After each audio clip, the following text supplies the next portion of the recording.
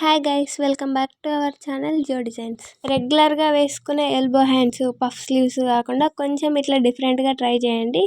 ఈ డిజైన్కి పైన చిన్న పఫ్ లాగా వచ్చి కింద మనకు శారీలో ఫ్యాబ్రిక్ కానీ లేదంటే మీరు బ్లౌజ్లో ఏదైనా డిజైనర్ ఫ్యాబ్రిక్ కానీ వస్తే దాన్ని యూజ్ చేసుకోవచ్చు. ఇట్లా కొంచెం డిఫరెంట్గా ట్రై చేసి మనం శారీ లుక్ అనేది చేంజ్ చేసుకోవచ్చు. మీరు కావాలి అనుకుంటే నెట్ ఫ్యాబ్రిక్కి లైనింగ్ కూడా వేసుకొని స్టిచ్ చేసుకోవచ్చు. నేను ఇక్కడ వితౌట్ లైనింగ్ స్టిచ్ చేసిన. ఈ బ్లౌజ్కి బ్యాక్ నెక్ కూడా కొంచెం డిఫరెంట్గా ట్రై చేసిన. ఈ నెక్ డిజైన్ కూడా మన ఛానల్లో ఫుల్ వీడియో ఉంది, ఒకసారి వెళ్ళి చెక్ చేయండి. ఇంకా ఎవరైనా వీడియోని లైక్ చేయని వాళ్ళు ఉంటే లైక్ చేయండి. ఈ డిజైన్ని సింపుల్గా ఎట్లా కట్ చేసుకొని స్టిచ్ చేసుకోవాలో చూద్దాం. ఎల్బో హ్యాండ్ని పేపర్ పైన కట్ చేసుకోండి. నేను ఇక్కడ ఖర్చులు ఏమి పెట్టుకోకుండా కట్ చేసుకున్నా. మీరు కావాలనుకుంటే ఖర్చులు ఇక్కడనే పెట్టేసుకోవచ్చు. ఫోల్డింగ్ ఉన్న సైడ్ కింది నుంచి 2.75 ఇంచులకి ఒక మార్క్ చేసుకోండి. అట్లనే ఓపెన్స్ సైడ్కి 3.75 ఇంచులకి ఇంకొక మార్కింగ్ చేసుకోండి. ఈ రెండు మార్కింగ్స్ని కలుపుతూ ఇట్లా క్రాస్గా లైన్ డ్రా చేసుకొని కట్ చేసేసుకోండి. తర్వాత నేను ఇక్కడ ఒక్క హ్యాండ్కి డబల్ లేయర్ నెట్ ఫ్యాబ్రిక్ని యూజ్ చేస్తున్నా, కొంచెం థిన్గా కనిపించడానికి. మీరు కావాలనుకుంటే సింగిల్ లేయర్లో కూడా చేసుకోవచ్చు. ఇక్కడ కింద ఏమైనా ఎక్కువ తక్కువ ఉంటే స్ట్రైట్గా లైన్ డ్రా చేసుకోండి. మనం ఫస్ట్ కట్ చేసుకున్న రెండు పీస్లని అటాచ్ చేసుకోవడానికి మనకు ఖర్చు కావాలి కాబట్టి దానికోసం మనం లైన్ డ్రా చేసుకున్న దగ్గర నుంచి 1/2 ఇంచుకు ఒక మార్క్ చేసుకొని పైన పార్ట్ని ఇట్లా పెట్టేసుకొని పిన్ పెట్టుకోండి. తర్వాత పేపర్ చుట్టూ మనం లైన్స్ అనేవి మార్క్ చేసుకోవాలి.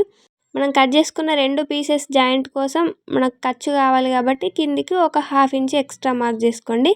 ఇప్పుడు పేపర్ చుట్టూ ఎట్లా ఉందో అట్లా మార్కింగ్ చేసుకోండి. నేను చెప్పిన కదా సైడ్స్కి నేను ఎక్స్ట్రా ఖర్చు కోసం వదిలేసుకొని కట్ చేయలేనని.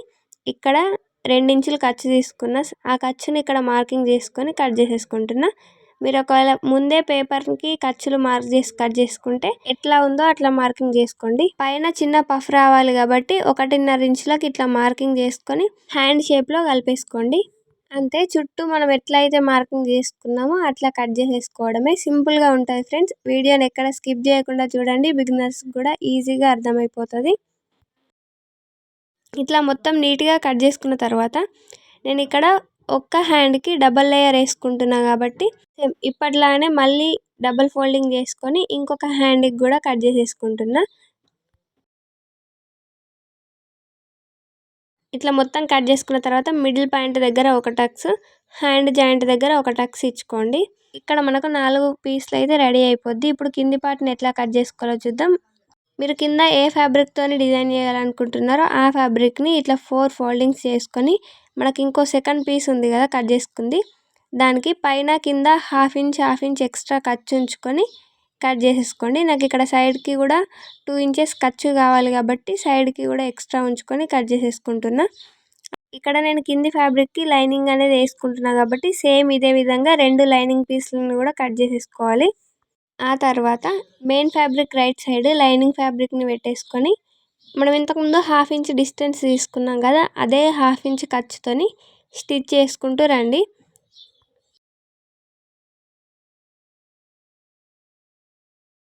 ఇట్లా మొత్తం స్టిచ్ చేసుకున్న తర్వాత లైనింగ్ని లోపల వైపుకు ఫోల్డ్ చేసుకొని మెయిన్ ఫ్యాబ్రిక్ పైననే స్టిచ్ పడేటట్టు చూసుకొని ఒక స్టిచ్ చేసుకోండి. ఇట్లా మొత్తం స్టిచ్ చేసుకున్న తర్వాత లైనింగ్ని మెయిన్ ఫ్యాబ్రిక్ని జాయింట్ చేసుకోవడమే.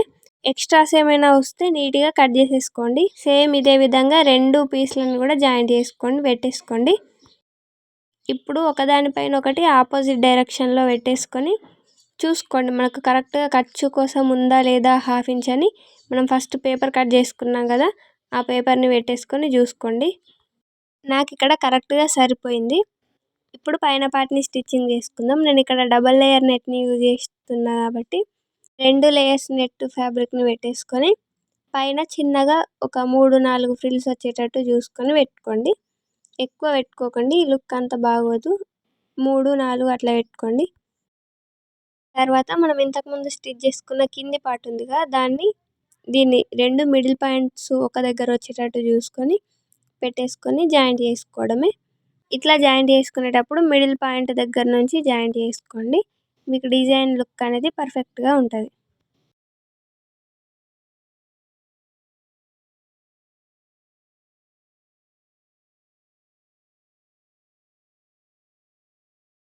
ఇట్లా మొత్తం హ్యాండ్ని జాయింట్ చేసుకున్న తర్వాత మనకి ఇట్లా అయితే ఉంటుంది. చూడండి ఇక్కడ ఖర్చు మనకు నెట్ ఫ్యాబ్రిక్ దగ్గర కనిపిస్తుంది కాబట్టి దాన్ని కనిపించకుండా ఆ ఖర్చును అనేది కింది సైడ్ ఫోల్డ్ చేసుకొని పైననే ఒక స్టిచ్ చేసుకోండి. ఇట్లా స్టిచ్చింగ్ చేసుకుంటే పైనకు ఖర్చులు ఏం కనిపించకుండా నెట్ ఫ్యాబ్రిక్ అనేది నీట్గా అనిపిస్తుంది. చూడడానికి కూడా లుక్ బాగుంటుంది. సేమ్ ఇదే విధంగా ఇంకొక హ్యాండ్ని కూడా స్టిచ్ చేసుకోండి.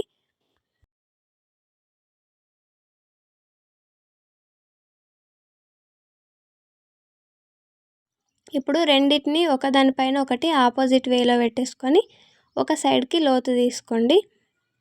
ఇప్పుడు ఎక్స్ట్రాస్ ఏమైనా వస్తే నీట్గా కట్ చేసేసుకొని లోతు తీసుకున్న సైడ్ బ్లౌజ్ ఫ్రంట్ పార్ట్కి వచ్చేటట్టు చూసుకొని పెట్టేసుకొని నీట్గా స్టిచ్ చేసుకుంటే మనకు హ్యాండ్ అనేది రెడీ అయిపోద్ది. వీడియో నచ్చితే తప్పకుండా లైక్ చేయండి friends. And me friends and ఫ్యామిలీలో ఎవరైనా టైలరింగ్ చేసే వాళ్ళు ఉంటే ఈ వీడియో వాళ్ళకి షేర్ చేయండి.